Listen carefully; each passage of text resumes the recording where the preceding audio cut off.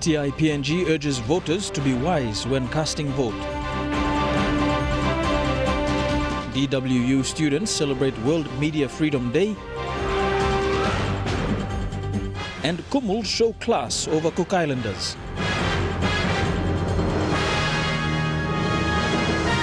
This is National MTV News with Meriba Tulo. A very good evening. Thank you for joining us for Saturday's news. Chairman of Transparency International PNG, Lawrence Stevens, says voters must examine candidates before casting their votes in the upcoming elections. Stevens told MTV News many leaders have allegations leveled against them and people must be responsible as leaders will decide on bigger issues on the floor of Parliament. In an interview yesterday with the chairman of TIPNG, Stevens was critical in choosing the next leaders for the 10th Parliament. Stevens says it is the democratic right of any candidate to stand for elections, but it is also important what values that leader has. These are the people who are presenting themselves to us. And yet, unfortunately, many of them have appalling reputations. People who have served time for misappropriation of funds, people who appear time and time again in inquiries into various problems, financial issues we've faced. As polling nears, Stevens says the voting population will now decide where PNG heads for the next 5 years. He says every eligible voter must be wise. When we're looking at electing people to represent us, we really need to look carefully at the characters and the reputations and think seriously, should we inflict this person on the people of Papua New Guinea? Last week, Medang businessman Peter Yama aired his concerns for the Electoral Commission not to allow leaders with alleged criminal cases not to contest. Yama insisted that some have not cleared their cases, of which are serious. The Electoral Commission allowing them to stand for election. On the other hand, they made decision that they will not allow them to stand, and later they changed their mind that they should stand because in the case like the parole is not being heard, the appeal and stay order is still in foot. According to Electoral Commission records, the voting population stands around 75%. Polling will be 14 days and begins on June 24th. Jack Lapave Jr., National MTV News. Police in Manus are preparing for the launch of the National Election Security Operations for the New Guinea Islands region. Police Commissioner Gary Bucky will launch the operations in Lorengau next week. This will see a joint effort by police, the PNG Defence Force and the Correctional Service to ensure a safe and secure election. Meanwhile, Manus Provincial Police Commander, Senior Inspector David Yapu, said police there have already commenced election operations in Lorengau as well as the outer islands of Manus. The NCD City Hall says buai will be regulated. There is no ban, but the nut will be sold in specific locations. The sitting governor, Puas Pakop, says when he returns to office, he will bring services into settlements. Puas Pakop is confident he will return. City Hall says the buai ban will be regulated. Buai can be sold in specific areas like Gerahu and 9 Mile. The sitting governor says they are working on enforcing it. We do not disallow it, but it should be sold in specific site. The buai trade is lucrative. It can make up to 20,000 kina a week for buai sellers who trade in bulk. Pakop was asked by the media to clarify the buai ban issue after vendors were beaten by police. Their pictures were uploaded on Facebook. I have immediately raised a complaint with the Metropolitan Superintendent. I've given all the information that has been given to me, including the vehicle number plate, the time and location. The sitting governor said this after claims that vendors were beaten up to smear his election trail. On the same day, Pakop said if he returned into office, he'll bring water and electricity into settlements. And so they must be entitled to the same type of, infrastructure and services too, like the planned suburbs.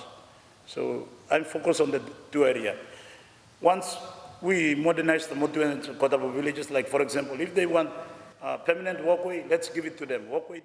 The commission is also aware of the Ella Beach developments. Pakop says the contract at China Harbour is working to complete on schedule for the APAC. Bethany Harriman, National EMTV News. PNG National Party leader Kiranga Kua is urging all voters in Western Province not to elect leaders with self-interest. The former Justice Minister said Western is a resourceful province, but current developments do not speak for it. Kua made these statements in Daru town while campaigning for PNG NP candidates recently. Following the launch of its campaign trail, the PNG National Party leader and party officials arrived in the small town of Daru for the campaign rally. Kua was welcomed by a relatively small crowd in town before making it to the grandstand. PNG NP's visit is the first party to begin the campaign trail in Western. Leader Kiranga Kua says if PNG NP succeeds and forms the next government, all its policies will be implemented. They say one thing, they do something else. National Party, myself as the party leader, we will do ABC, and we do exactly ABC in broad daylight, and you will see exactly how we do it.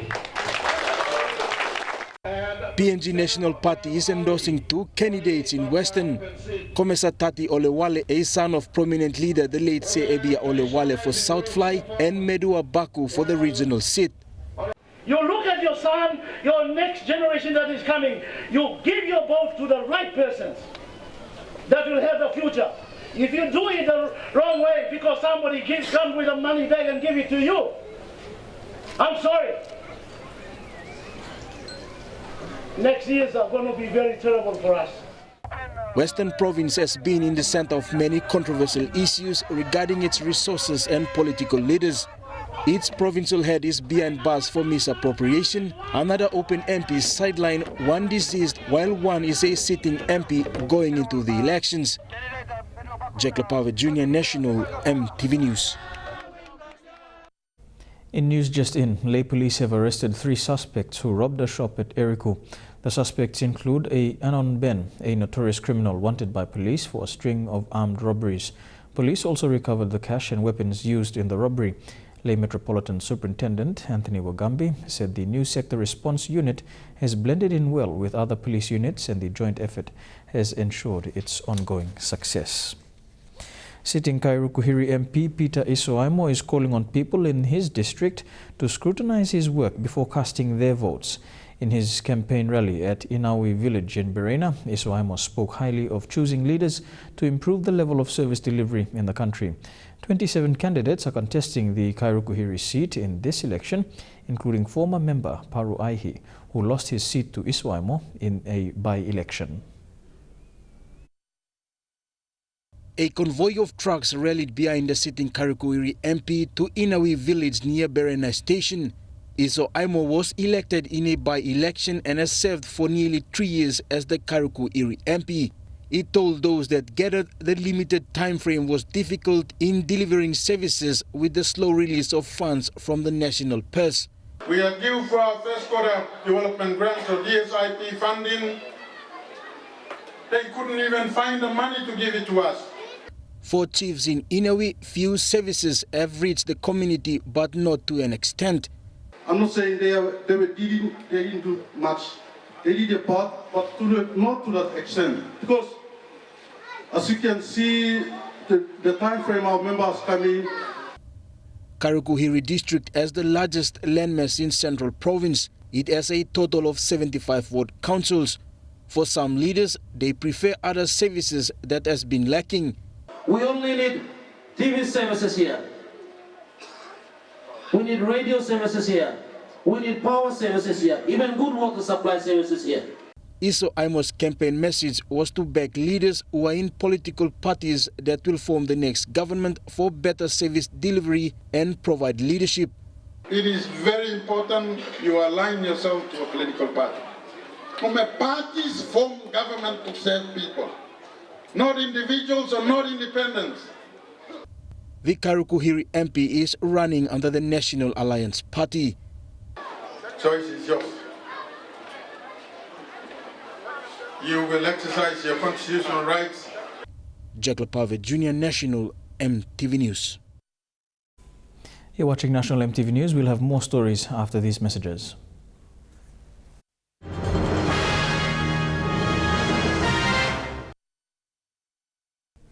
Welcome back to National EMTV News. Voters in settlements in Leh have become the main focus of candidates in this year's elections. Several candidates for the Leh open seat have come out stating they plan to improve water, sanitation and land allocation in settlements if they get elected.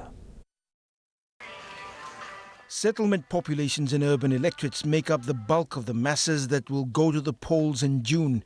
But they're also a group of voters neglected primarily because they live on areas of land either not recognized by city planners or on customary land. Like every election, candidates are looking to that voting population for support. Yesterday, Leh Open candidate Matthew Minape promised land titles and utility services for settlement populations. We have settlement issues where we need proper titling. Proper titling of all the regulated settlements, like Nawai, like 4 Mile, like 3 Mile, 2 Mile, Boundary Road. Minape has had his own share of controversies over land. He's been to court battles with the Morobe Provincial Administration over land disputes. His name's also been brought up in Parliament for discussion. But Minape, who also prefers to be called an investor and developer, says he understands the importance of land in Leh and wants to be in charge once elected. It's the only thing that you have a right leader who goes in and knows the system will get a job done for you. The mood in the settlements, however, is quite different. Many settlement residents turned up in numbers to support candidates during the nomination period. But there is a lot of distrust towards candidates in this election. But inside the community layer, you mean not on black clinic, so you got plenty house line streets tablo here. For as long as she can remember, Elista Banipi has lived without government-supplied power and water. This election, the candidates have come out again to make promises. I all narble area more right lo simpawa na wara. This I think lo side Mr. Pleme minanaplo kisimpawa na wara in. Stephen Managia is another Leh resident who has seen little difference in his way of life. He's also calling on those who will be in power to make a difference. Me talk blami golongol. Usai to some intending by me to intending member na hamas pula sana very flat service. Also na I must get good platin na time long round lo settlement long pre-time blange masikam visit luglugulong settlement lo view blami flawless or land lo settlement. Scott Wide, National EMTV News, Leh. The Communication Arts students of Divine Word University in Madang Province celebrated World Media Freedom Day on Friday. TV1 senior journalist Meredith Kusa was the guest of honor. She was, among other dignitaries, invited to speak to students on the university's theme on the media's role in the digital era. Martha Lewis with this report. Kusa told the journalism students and students from the other departments media have a big responsibility to play. And as journalists, we must always abide by the journalism principles in reporting accurate and balanced news to the mass audience. Kusa also reminded them as future journalists they have to be mindful of what they put out on the social media, as they will be representing the organization they work for, and anything put out can be used against them if they are offensive or sensitive. These will question their credibility. Martha Lewis, National EMTV News, Madang. The traditional sounds of kundus and garamuts were echoed throughout Bomana as the students of Marinville Secondary School celebrated their 2017 Cultural Day today. 21 groups participated and showcased cultural identities through traditional sing-sings and display of traditional attire and dishes. The show was scheduled to start at 9 a.m. today. However, people started arriving as early as 8 a.m. Outside the gates, participating students were already dressed up and standing in line to go inside the school gates. Under the theme, Women of Diverse Cultures We Are, Let's Stand United and Rise as One. The Marinville students came to the arena representing their provinces. really that this school originally was for the southern region girls, but as the years went by, it grew and it developed, and now it's full of many different, cultures.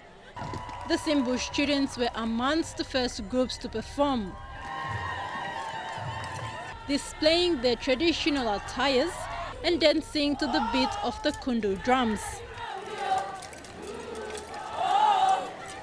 The Rigo students went in next, performing a traditional dance of a warrior and his companion. The Irimotoan students, children of traditional landowners of Port Moresby, also entertained the audience with a unique dance showcasing their traditional bilas. Each representatives from the 21 provincial groups were given the opportunity to explain their traditional bilas and tell the audience why it was important. Marinville Secondary School hosts its cultural shows every 2 years. It is an important fundraising event for the school, and all students are encouraged to participate. 2017 is the 8th cultural show since the school changed its status from high school to secondary school. The first was in 2004.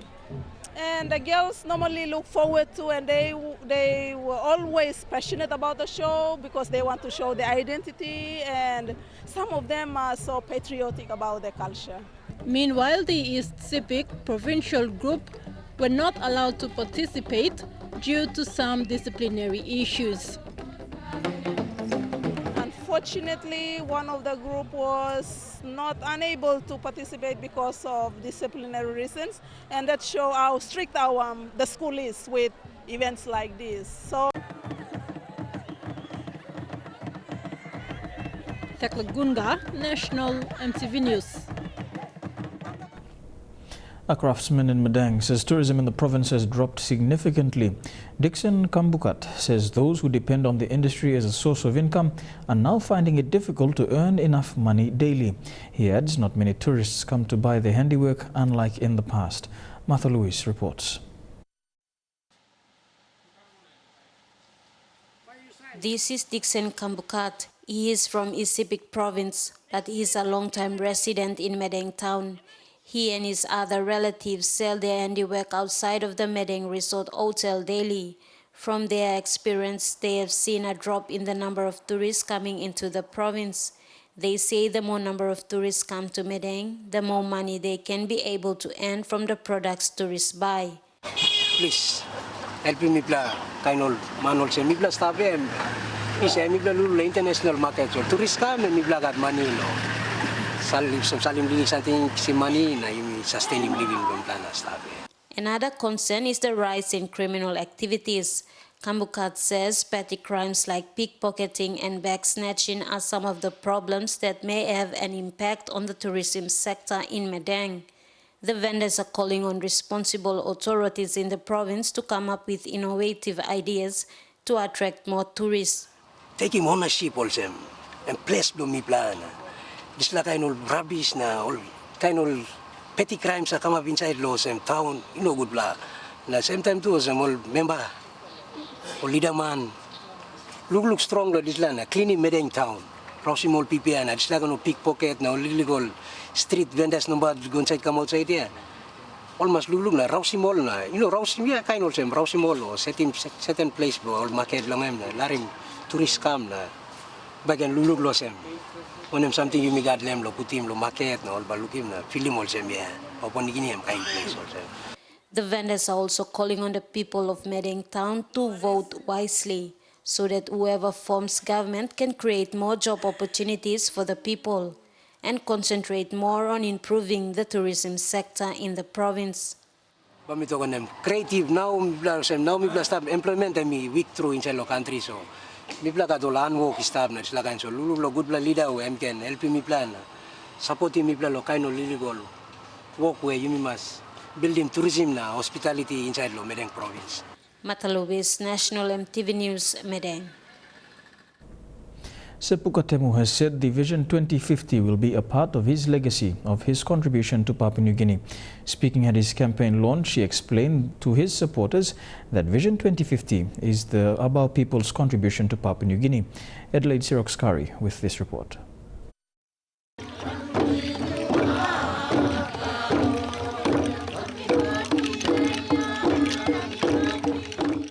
Sepuka Temu has been the member for Abau since 2002. He is now hoping to return for the fourth time and continue to contribute to the people of Abau and the nation. This nation for another 5 years. I want to acknowledge the people of Abau, because if they look somewhere on me, that I am capable of leadership not only at the local level but also at the national level, that you have consistently and persistently voted for me. Sepuka was the chairman of the National Planning Committee that chaired the construction of the Vision 2050. He told his supporter that he didn't want short-term visions for the country. I want to do something that you will give to Papua New Guinea, to guide it for the next 40 years, because you have led the nation for 44 decades. And so he said, what?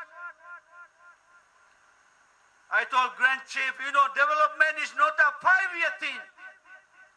Nation building is a long-term effort. He says the vision will help build the country in the right way, a collective vision of all Papua New Guineans. They went throughout the nation, did the district-by-district consultations, like the consultation that was done in developing our national constitution. I believe that was the second widest consultation ever conducted in this nation. What type of Papua New Guinea would you want into the future? And Vision 2050 is the collective answer to the questions that was asked. The Vision 2050 outlines what the country hopes to achieve by 2050 in terms of health, education and infrastructure development. Each government that takes office after every election are expected to create policies in line with the Vision 2050. Adelaide Siroxkari, National EMTV News. Here with National EMTV News, stories making headlines overseas when we return.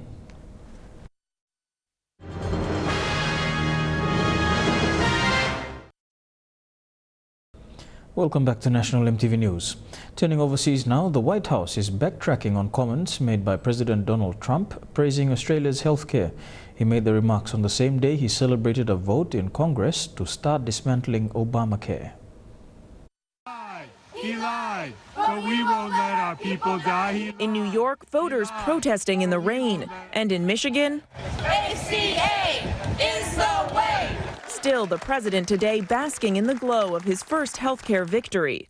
The White House tweeting this photo of aides cheering the moment the bill passed. But Trump's comments soon after to Australia's prime minister now raising eyebrows. We have a failing healthcare. I shouldn't say this to our great gentleman and my friend from Australia, because you have better healthcare than we do. Australia has publicly funded universal health care, the kind of plan Hillary Clinton and Bernie Sanders long pushed for. Thank you, Mr. President. We'll quote you on the floor of the Senate. Today, Trump on defense, tweeting, "Of course the Australians have better health care than we do. Everybody does. Obamacare is dead." As the dust settles on Capitol Hill, growing concern the process was rushed. I just got back from baseball practice. Do you wish you had more time? No, I'm ready to go. This was Representative Chris Collins ahead of the big vote. You had a chance to read the full latest version that's posted? Oh, sure. We're comfortable that everyone's had a chance to absolutely scrutinize and read through this bill. But hours later... Did you actually sit down and read the entire bill plus all of the amendments? I will fully admit, Wolf, I did not. On Twitter, the hashtag I am a pre-existing condition taking off. People worried the bill may limit their coverage. Like Catherine Dyer, a breast cancer survivor with epilepsy. Her photo retweeted more than 3,000 times. The favorite to win the French presidential election claims he's being the target of a massive hacking attack. Emmanuel Macron's campaign says documents leaked online contain a mix of genuine files and fake ones in order to confuse voters less than 2 days out from the polls. The enormous leak includes emails and financial data allegedly hacked. The latest twist draws strong comparisons with the US presidential election, with the FBI investigating allegations of Russian hacking and links between the Kremlin and the Trump camp. French opinion polls show Emmanuel Macron is set to beat the far-right candidate Marine Le Pen. She's anti-EU and anti-immigration, but these protesters in Reims are anti-Marine Le Pen. The National Front candidate was booed as she left the cathedral. She blamed disrespectful Emmanuel Macron supporters. It's yet another incident in one of the most tumultuous French elections in decades. But the choice between candidates is an easy one for Kiwi Linda Akers. Merci, madame. She had no hesitation backing Emmanuel Macron for French president. I just decided, yeah, that's the kind of person I'd like to follow. Unusual considering he's a 39-year-old former banker with no election experience. But Linda was convinced when she signed up for his campaign last year and they asked her about her interests. Okay, these are the boxes you ticked. How can we make it better? All his policies have come from people who are part of his team. Macron is a centrist liberal who's pro-EU and globally minded but wants to reform France's political system. Le Pen wants France for the French. She doesn't seem to like Muslim people. No, it's not the problem of Muslim people. Today we have Muslim people at the Front National. Her supporters don't think she's racist, but Le Pen's been vocally anti-Muslim. It's part of her tough stance on security after numerous terror attacks in France. She proposes very simple, sometimes simplistic solutions about closing down the country, kicking out the foreigners. Macron is ahead by around 60 to 40 in the polls, but Linda won't rest because if enough voters abstain, Le Pen could win. And it's really good because I thought, this morning would be hard work here, but it hasn't. It's been quite pleasant. The village of Les Ulis is very left-wing. You would think far-left supporters would vote for Macron, but some people in communities like this say he's the same as the last few presidents and they're fed up. They want change, and even if they disagree with Marine Le Pen's policies, they hope she will shake up the system. Macron has come from nowhere. He only began campaigning last year. He will have to clarify what he wants for the country because another set of tensions could reappear if it appeared that Mr. Macron is not delivering what he hasn't promised in a certain way, but what he said he would do. Linda's lived in France for 17 years. She believes Macron can deliver. He's going to do things and he's going to make a change and he's going to listen to people. It's a defining moment for France, but the future is still very uncertain. The fiancé of accused Australian drug mule, Casey Sandbury, has told the media in Australia he believes she is innocent. He says he wants to fly to Colombia, where she has been imprisoned, to help her. Well, 23 days after Cassie Sainsbury was arrested in Colombia, her fiancé has broken his silence at a highly orchestrated media conference that's left many confused and many questions unanswered. 23-year-old Scott Broadbridge was flanked by a lawyer and read a brief statement but then refused to answer any questions. The media was told to not even try to ask questions. All Scott would say was he believes Cassie is innocent and that he still plans to marry her. Cass is a delight of my life. I know that she is not involved in the drug trade. She is concerned about the conditions of the jail, which are not ideal. I hope to be able to get over there soon, and I hope that we are able to prove her innocence. Both Scott Broadbridge and new lawyer Stephen Kenny admit there are still many unanswered questions. Who was the man who Cassie says gave her the headphones which allegedly contained the cocaine? Who bought her plane ticket purchased in Hong Kong? And exactly who was she working for on this working holiday? No, we're not able to identify that company at this time. He's taken on Cassie's case pro bono despite her family already engaging a different lawyer to represent her. 7 News understands the relationship between Cassie's fiancé and her family has deteriorated. Yet another unusual twist in a case that seems to be getting more complex by the day. You're with National EMTV News. Up next, some sporting updates in Trukai sports, including the Kumuls' awesome win over the Cook Island Cookies. Stay tuned.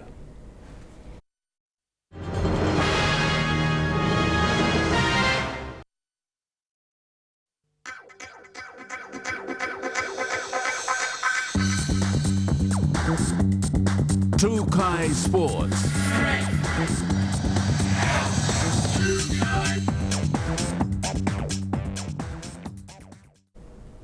Welcome to Trukai Sports. The Papua New Guinea Kumuls have done it again. Michael Marum's men defeated the Cook Islands 32 points to 22 in the first match of the Pacific Test triple header. It was a hard-fought match between both teams all throughout the 80 minutes. Glenn left of screen, the Brisbane Bronco player. Both teams went into the match hoping for a win. Cook Islands with the experience of a few NRL players and the Kumuls with a bulk of players from the Queensland Interest Super Cup. The Kumuls, though without a few key players, managed to overcome the Cook Islands. The first try came from Adex Wera from a brilliant flick pass from Melbourne Storm's Justin Olam. Thompson Tene has open space. He flirted with a dead ball. A successful conversion kick from Ase Boas would see the scores at 6-0. It wouldn't take long before the Kumuls crossed the try line through the brilliance of Waratovo Puara Jr. diving over under the goal posts. Puara Jr. And immediately Cook Islands would strike back with 2 tries to level the scores just before half-time. The scores, 12-all at half-time. In the second half, the Kumuls came back determined to further their lead. And it didn't take long till fullback Stargroth Amin got his first try of the Arvo. Stargroth Armian! After 20 minutes of football, Kumuls debutant Nixon Put would score his first international try after brilliant work from hooker Tommy Butterfield. And Nixon Put on day. The Cook Islands struggled to break through the Kumuls' defence, though they managed to score 2 tries. It was not enough to secure a win. Masters, and Isan Masters so deserved. The brilliance of players from the Interest Super Cup was what got the Kumuls over the line. The Boas brothers again proving their supremacy in the halves, while Waratovo Puara and Tommy Butterfield controlling the forward pack. This is the second time the Kumuls have beaten the Cook Islands. This is a good result for the Kumuls leading up to the Rugby League World Cup. Elijah Levet, National EMTV Sports. And the next Pacific Test match is between England and Samoa at 7:30 p.m. While the match between Fiji and Tonga currently underway will be delayed. The telecast of that match 9:30 p.m. right here on MTV. Last night's Anzac Test match in Sydney saw Australia coming out with a sound 30-12 win over New Zealand. This win makes it the 5th consecutive win for the Kangaroos. The Kiwis were swayed immediately in the opening minutes of the match when a Josh Dugan try in the 11th minute gave the Aussies an early lead. Dugan did a fly-high touchdown reception following a cross-field kick from Jonathan Thurston. This is not over. The Kiwis were still recovering from that try and failed to up their defences in the process. The next set saw a runaway try from Blake Ferguson resulting from an intercept just inside Aussie's 10-metre mark in the 16th minute. He'll make it, I feel. Ferguson. In the remaining 12 before break, William Chambers crossed the line with another try that put them on 18 points to Kiwis nil. He's over to score, William Chambers. And just before the break buzzer went, Tyson Frizzell scored for the Aussies again. The halftime score stood at 24-0 in favour of the green and gold clad team. Scored by Tyson Frizzell, is it? The Kiwis displayed a slight hint of attacking prowess in the second half with Simon Mannering's and Roger Tuivasa-Sheck's tries. The Aussies would later score again, bringing the scoreline to 30 points to 12. For Roger Tuivasa-Sheck. The last set saw a struggling Kiwi outfit trying to break Kangaroos' defences. Scraping 2 tries may be the consolation they needed, but that was not enough for a win. By the time the full-time buzzer went, the score remained unchanged. Gets it off to Morgan. Morgan get a... Dinero Striker, National MTV Sports. And a good win by the Kangaroos there. The match was played in Canberra and not Sydney, as mentioned. Still on the Anzac Test, it wasn't a flash all around, but New Zealand's women's rugby league team, the Kiwi Ferns, also lost to their Australian counterparts, the Jillaroos. But what a game it was. Kelly on debut opened up the scoring for the Aussies. The 4 points coming off a poor kick from New Zealand. The Kiwi Ferns threw in a couple of good hits before Atawhai Tupaia scored. The Jillaroos struck back before the end of the first half. Comes back for Tamara, who sends a high kick. Oh, Serena Fisso's lost it again. That's the second handling error, and Tamara, who kicked it, will score it. And one more for good measure. The Jillaroos too good. Final score 16-4. Plenty of work for the Kiwi Ferns ahead of the World Cup coming up in November. To rugby union now, it's been described as one of the most thrilling comebacks in Super Rugby history. The Highlanders scored 21 points in the last 5 minutes to stun the Cheetahs. The way the Highlanders started in Bloemfontein wasn't pretty. Disappointed with himself. But the way the Cheetahs started was. Peterson to his outside. Sergio Peterson finds a man who is inside. What a wonderful score this is going to be. Already missing All Blacks Ben Smith and Lima Sopoanga, they lost Elliot Dixon to a broken thumb. And then Smith's replacement, Matt Faddis, for an offence that wasn't really one at all. Step on tackle. Siate Tokolahi's tip tackle was more straightforward, and all of a sudden the Highlanders were down to 13 men on the field. Against other Kiwi teams, it might have been good night, but the Cheetahs never really took advantage as the Highlanders overturned a 12-point deficit with a man still in the bin. Thompson is in.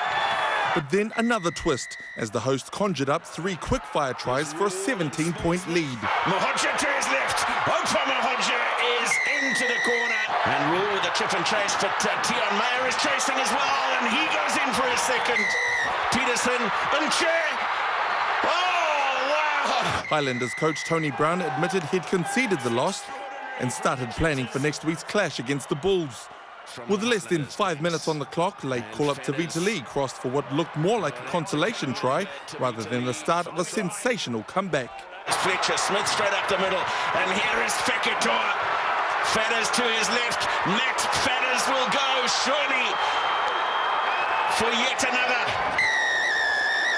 All of a sudden, the belief was there, and so was Waisake Naholo, who strolled over to complete mission impossible. And the Highlanders are going to win it at the death. You can hardly believe it. I mean, the guys believed for that last sort of 10 minutes and really put it all out there, and we managed to get the results. So it was awesome. The win further proving it's not how you start, but how you finish.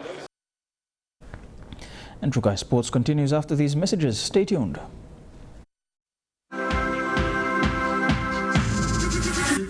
Trukai Sports. Welcome back to Trukai Sports. To golf, Queenslander Brett Rankin has said he is surprised to be in second place after posting 7 under par for 68 on day 3 of the SP Export Radler PNG Open.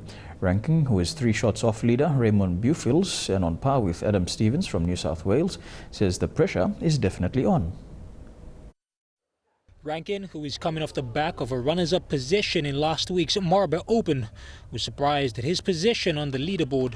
Yeah, absolutely. I actually didn't realise I was tied second until 5 minutes ago. When I looked at the leaderboard, I think there was a few guys at 9 under, so I thought I was maybe 5th or 6th, but that's nice. Nice to be in the last group, and hopefully I can put some pressure on Ray Bofils. Conditions in the nation's capital have been stifling, and Rankin admits the course in Port Moresby is tougher than expected, although along with a host of others in the top 10 are finding high scores throughout. The course is playing tougher, it's a bit longer around here. It's a bit more rough than last week as well, so it is tougher, but scoring's still pretty good. I'm quite surprised at how many good scores there have been this week. Rankin is hoping to use his momentum by day 4, which will see him grouped with leader Ray Bofils and Adam Stevens. Oh, absolutely. There's probably 5 to 10 guys that can win tomorrow. You know, it's a really congested leaderboard, especially if Ray doesn't get up to the best of starts tomorrow and brings us all back into it. It could be a really good battle tomorrow, but it'll pretty much all depend on how he plays. Like if he goes down and shoots 3 or 4 under, it's going to be tough to beat him. With 165,000 Australian dollars on offer, the pressure would be on for many of the first-timers as well. After day 2 leader Corey Crawford dropped shots today. Jeremy Moggy, National TV Sports. And that ends Trukai Sports. Up next, the all-important weather report for the next 24 hours. Trukai Sports.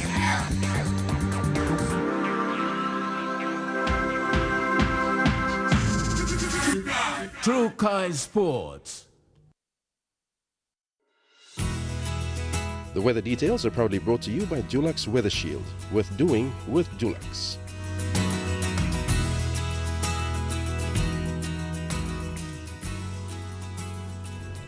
Here's a look at the weather forecast for the next 24 hours in the southern region. Mostly fine for Port Moresby, fine becoming cloudy for Daru, Kerma and Alatau, a shower or two for Popondetta. To the Momasa region, mostly fine in Leh, showers becoming cloudy for Wau, fine becoming cloudy for Madang and Wewak, a shower or two expected in Vanimo. To the New Guinea Islands region, showers in Lorengau, fine becoming cloudy in Kavieng, showers becoming fine in Kokopo, Rabaul and Kimbe, showers and some thunderstorms in Buka in the autonomous region of Bougainville. And in the Highlands region, Mount Hagen, Goroka, Kundiawa, Mendi and Wabeg, all these major centers can expect some showers over the next 24 hours with morning fog.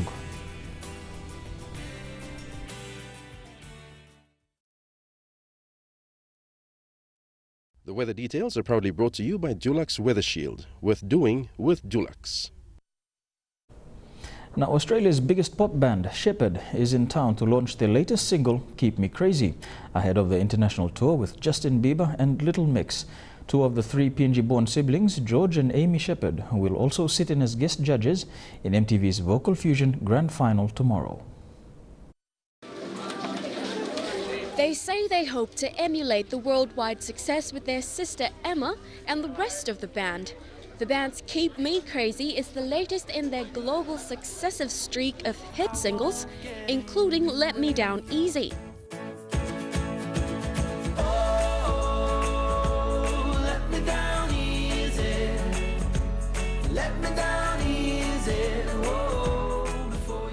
A song that launched them into the limelight and nominated Best Independent Release at the ARIA Music Awards of 2013.